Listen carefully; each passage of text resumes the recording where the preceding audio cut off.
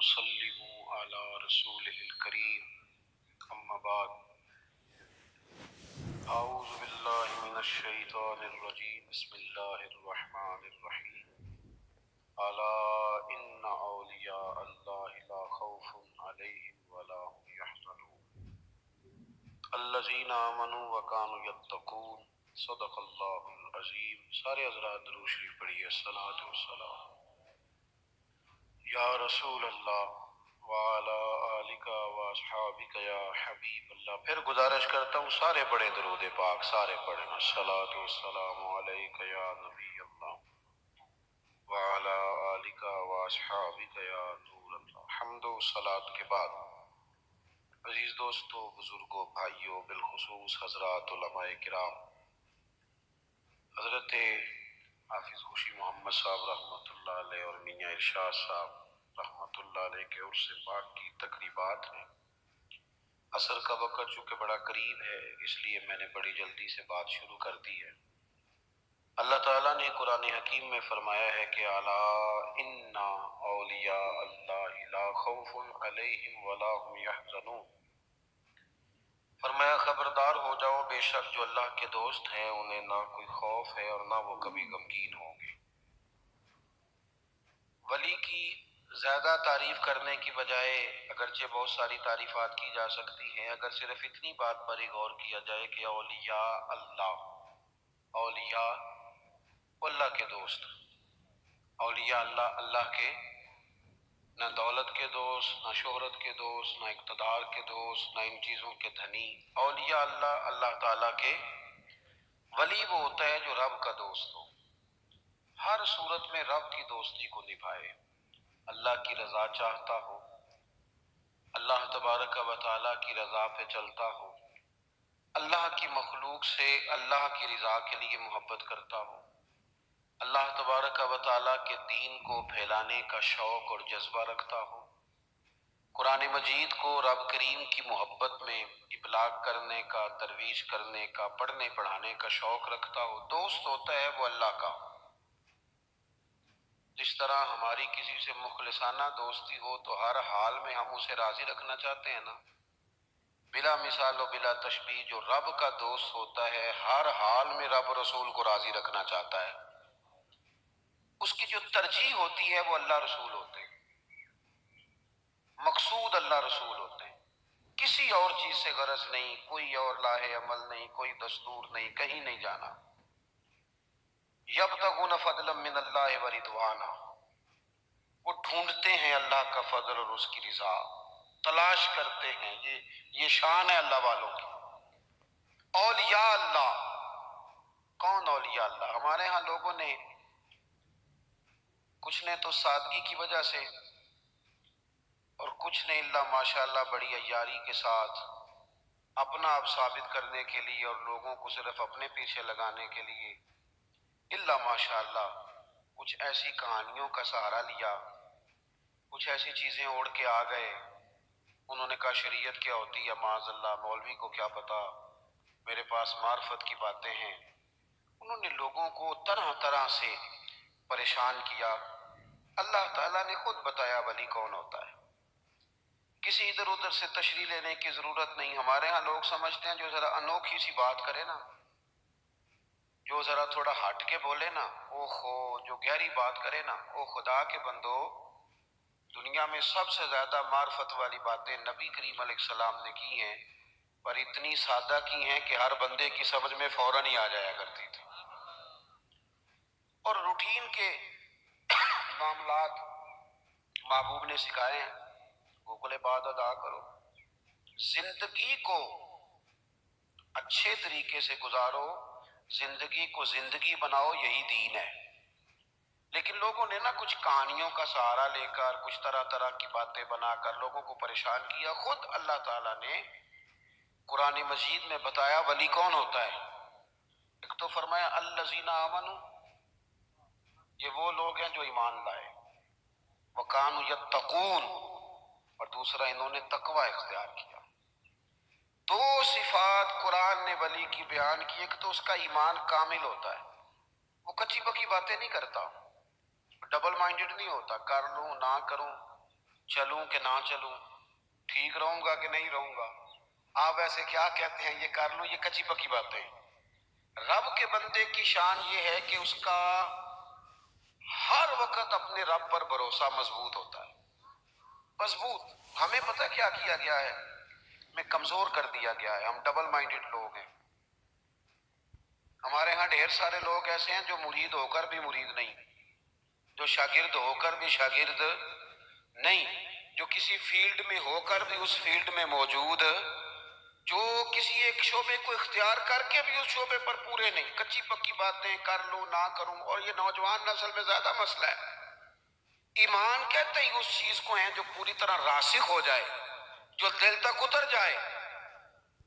اور ایمان کے ثمرات ہیں، جب آپ کا ایمان کامل ہوتا ہے تو پھر توکل بھی مضبوط ہوتا ہے، پھر ایمان کامل ہے تو پھر صبر بھی نصیب ہوتا ہے، ایمان کامل ہے تو شکر بھی نصیب ہوتا ہے، ایمان کامل ہے تو پھر قناعت کی دولت بھی ملتی ہے، پھر تھوڑے پر گزارا کرنے کی اللہ ہمت بھی عطا کرتا ہے، پھر خودداری بھی نصیب ہوتی ہے، پھر عزت نفس بھی نصیب ہوتی ہے۔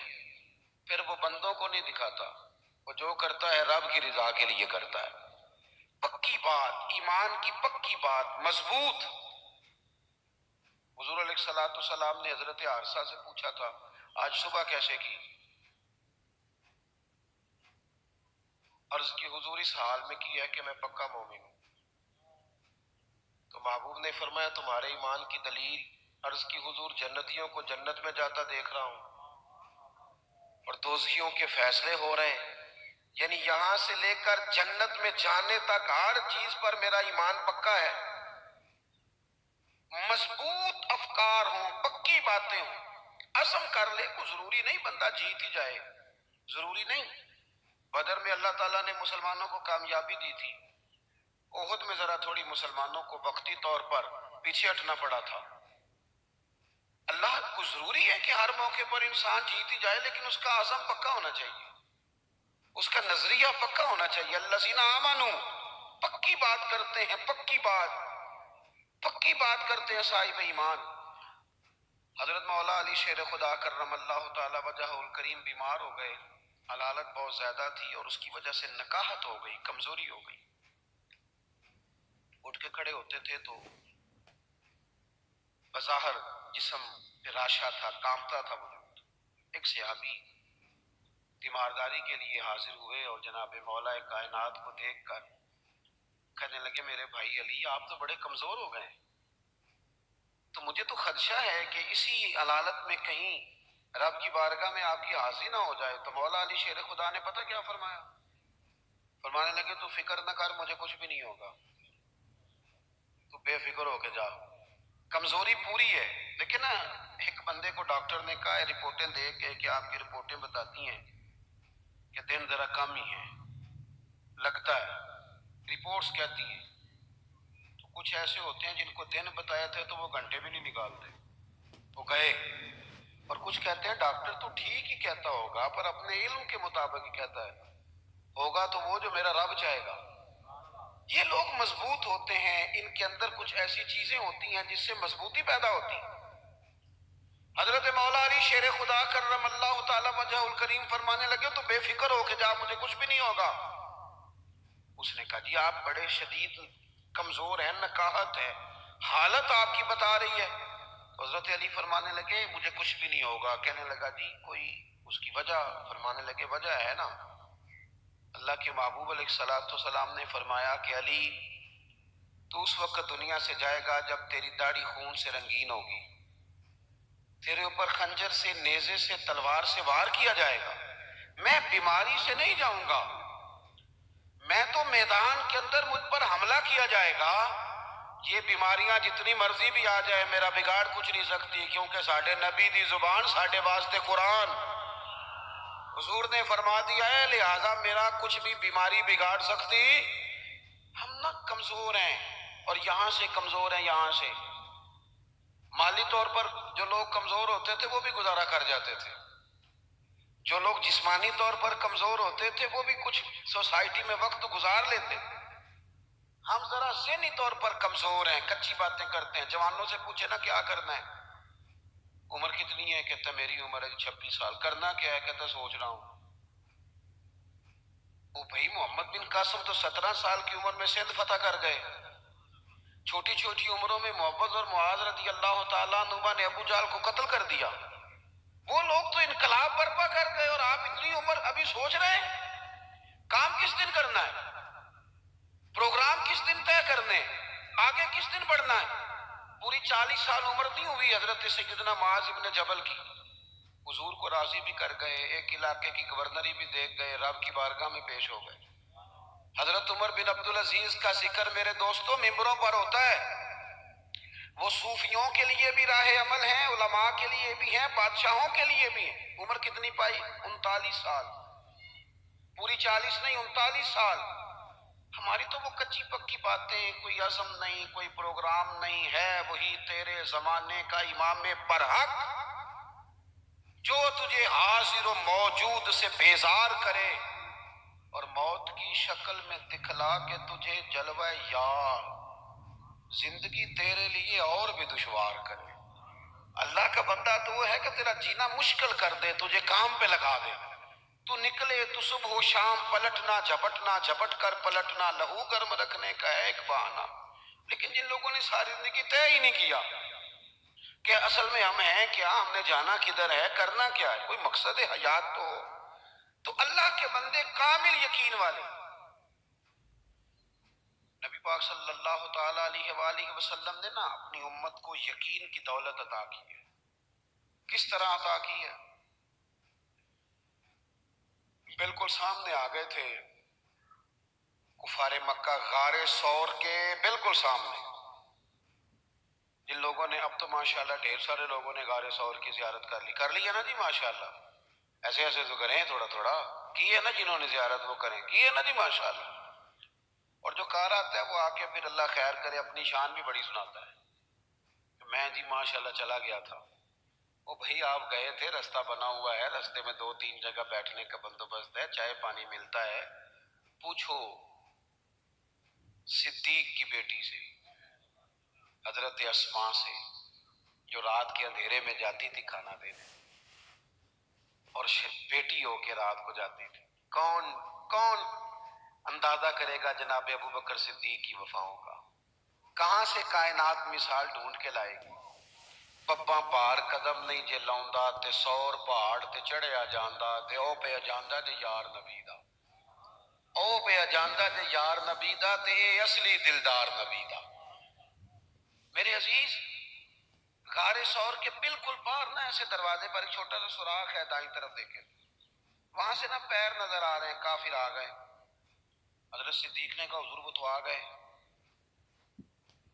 یہاں پتہ چلتا ہے بندے کا توکل کس طرح کا ہے، یقین کی۔ حضور یہ کھڑے پہنچ گئے، آ گئے، بالکل بندے پر سوار ہو جائے کہ ٹینشن پوری طرح غالب ہو جائے، لیکن بندہ مومن کہے میں مومن ہوں، میرا رب پر بھروسہ مضبوط ہے، یا رسول اللہ وہ تو آ گئے۔ حضور نے کیا فرمایا؟ قرآن مجید سورہ توبہ، کہا لا تحزن، ابو بکر غم نہ کر۔ غم، اللہ کرے جوانوں آپ کو سمجھ آئے میں کیا کہہ رہا ہوں۔ نہ تو اندر کوئی بارود پڑا ہے، نہ اندر کوئی اسلحہ ساتھ ہے، بندے دو، اور باہر وہ کتنے سارے، اور دروازے پر آ گئے، این بالکل دروازے پر۔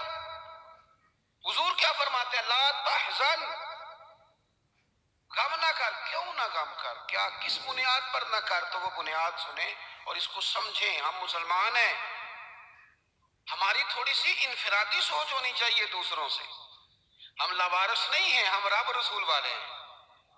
ہماری باتیں کچی پکی نہیں ہونی چاہیے، انہیں پختگی ہونی چاہیے، ان کے اندر کمال۔ حضرت باجدید بستامی رحمت اللہ علیہ ایک مسجد میں اعتکاف میں بیٹھے تھے، وہ دور جا کے آپ اعتکاف بیٹھتے تھے، کہتے تھے یہاں نا بستام میں لوگ ہاتھ بڑے چومتے ہیں، لوگ دیکھ رہے ہوتے ہیں کہ فلانے کی بڑی شان ہے، لیکن اگر بندہ صوفی ہو نا، درویش ہو، تو وہ ڈر رہا ہوتا ہے کہ یار اتنے لوگ میرے پیچھے پھرتے ہیں، رب کی بارگاہ میں جواب بھی دینا ہے۔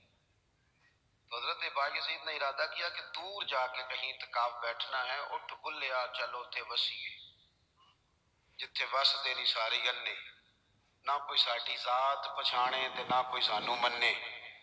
دور جا کے تک تو لوگ جانتے نہیں تھے، تو حضرت اپنا خشک راشن وغیرہ ضروریات کی چیزیں لے گئے تھے، اعتکاف بیٹھے تھے. جو بندہ بھی آتا کہتا بابا روٹی کہاں سے کھاؤ گے؟ فرمانے لگے بھی اللہ اسباب بنائے گا، انشاءاللہ بہتری ہو جائے، کچھ میرے پاس سامان. کہنے لگے نہیں وہ تو ٹھیک ہے پر کیسے؟ میں کہا میں کہہ رہا ہوں اللہ دے گا. اللہ تعالیٰ کو کسی واسطے کا محتاج تو نہیں، معاذ اللہ، وہ دے گا. اگرچہ دنیا اسباب سے چلتی ہے پر کچھ چیزیں میرے پاس ہیں، لیکن وہ جو بھی آتا نا، روٹی کہاں سے کھاؤ گے؟ حضرت باجزید رحمت اللہ علیہ ایک دن فرمانے لگے، جب تنگ آ گئے نا، ہر نمازی پوچھتا، تو آپ فرمانے لگے یہ 7 یہودیوں کا گھر ہے، میں نے پیسے دے دیے، 2 روٹیاں صبح 2 شام مجھے دے دیا کریں گے. اور ذرا اونچی آواز میں کہا تاکہ سارے سن لیں. وہ لوگوں نے پوچھنا چھوڑ دیا. سر شام حضرت باجزید نے سارے نمازی بٹھا لیے. کہنے لگے سنو یار، جب میں تمہیں کہتا تھا نا رب دے گا، تم پوچھتے تھے کیسے، اور جب میں نے کہا کہ ان کے گھر سے آ جائیں گی تم چپ کر گئے ہو.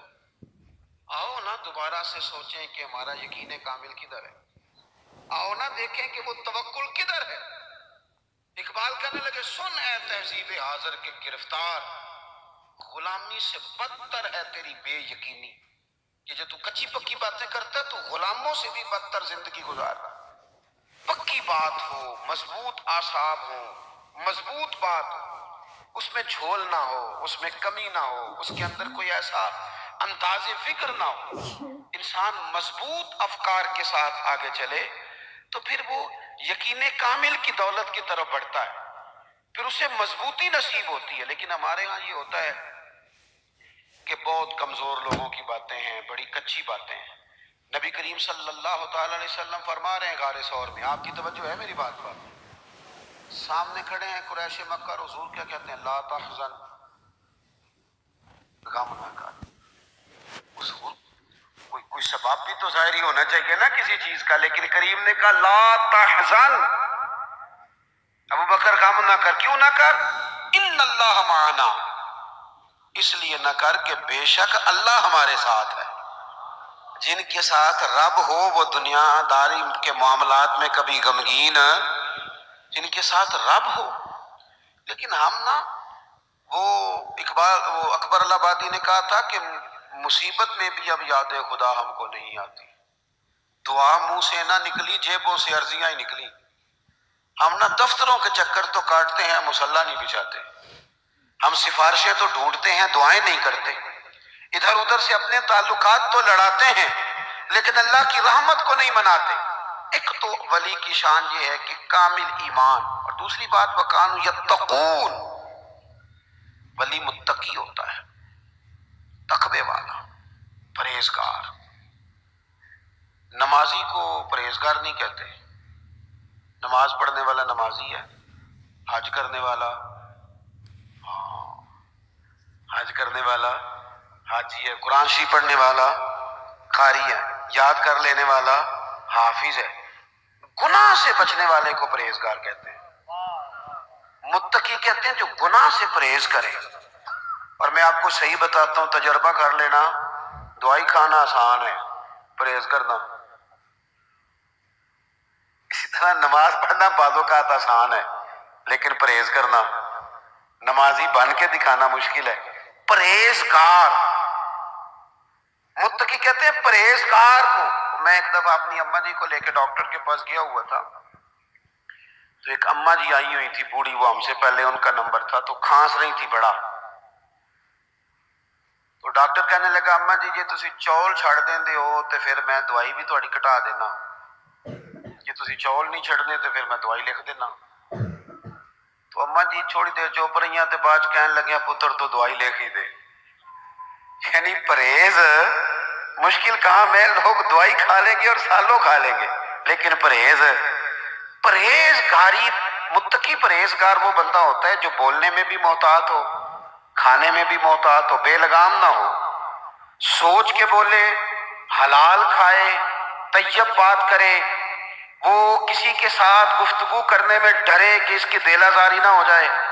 وہ محتاط ہو، محتاط. ہمارے ہاں لوگوں کو باتیں کرنے کا بڑا شوق ہے، وہ اتنی باتیں کر جاتے ہیں پتہ ہی نہیں ہوتا کس کس کو تکلیف دے جاتے ہیں. اپنے آپ کو بتانے کا بڑا شوق ہے، وہ اس قدر زیادہ آگے بڑھتے ہیں کہ کئی دفعہ نا اس میں کمزوری آ جاتی ہے کہ وہ دائرہ کار کراس کر گئے،